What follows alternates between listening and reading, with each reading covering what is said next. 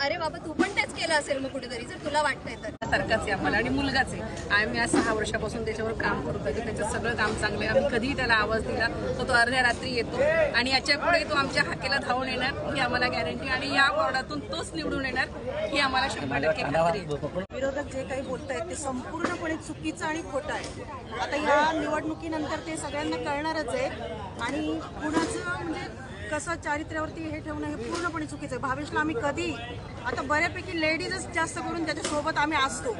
जेंट्सपेक्षा कुठलाही कार्यक्रम असला तरी प्रथम आम्हाला फोन केला जातो, त्याच्यासोबत असतो आम्ही आणि कधी फोन केला आणि विरोधक जर बोलत असतील अशा काही तर आम्ही त्याला बरोबर उत्तर देऊ, ते निश्चितच आहे. आणि तो नगरसेवक झालेला आहे, भावी पण म्हणता येणार नाही 100%. आता मी पण त्याशी संवाद साधताय त्या सध्या भावेश म्हात्रे यांच्या पत्नी आहेत.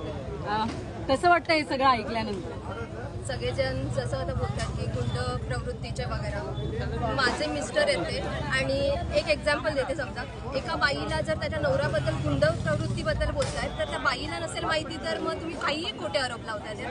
समोरच्याला समजायला पाहिजे की गुंड माणूस असला समोरचा तर तो प्रत्येक दिवशी जर त्या बाईला इन्फॉर्मेशन भेटेल की माझा नवरा कुठे जातोय, काय केलंय काय नाही केलंय, पण तो जो समोरचा बोलतोय ना त्याला पण एकतरी एक गोष्ट दाखवून दे की गुंडपणा कुठे केलंय. आम्ही सगळ्यांनी सगळे चांगले काम केले आणि आमची फॅमिली पूर्ण चांगल्याच कामासाठी आहे. कुठे प्रत्येक जण आणि तुम्ही बोलताय की गुंड प्रवृत्ती, अरे बाबा तू पण तेच केलं असेल मग कुठेतरी, जर तुला वाटतंय तर.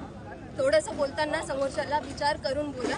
टिप्पणी आम्ही पण देऊ शकतोय, तर सगळेजण वाट बघा आणि सगळे बोलतात की अरे यांना ओव्हर कॉन्फिडन्स येणार वगैरे. आम्हाला काही एक ओव्हर कॉन्फिडन्स नाहीये. आम्ही सगळेजण आमचा जो काम आहे ते आम्ही फ्लोमध्ये करतो. आम्हाला काही एक कॉन्फिडन्स ओव्हर कॉन्फिडन्स नाही. कॉन्फिडन्स प्रत्येकाला असला पाहिजे तरच माणूस पुढे जाणार आहे, अदरवाईज नाही जाणार आहे. अल्पावधीतच लोकप्रिय झालेला भारताचा बुलंद आवाज आपला Bharat channel subscribe, share, like आणि कमेंट्स करायला विसरू नका.